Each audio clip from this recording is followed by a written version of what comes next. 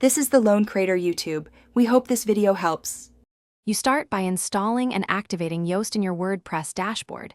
This gives you immediate SEO controls.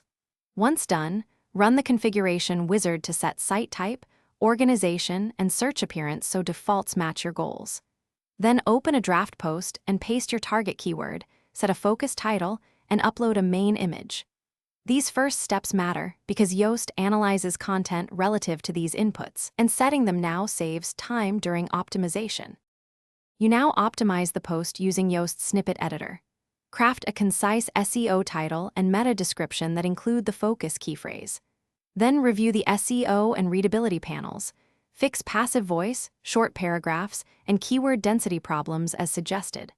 Also add internal links to related posts, write descriptive alt text for images, and structure content with H1 and H2 headings. Doing these steps improves crawlability and user experience, which together boost rankings and click-through rate.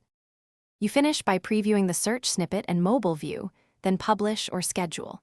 Make sure the canonical URL is correct and mark duplicate drafts as noindex so search engines don't penalize you. Finally, confirm your XML sitemap is enabled and submitted to Search Console.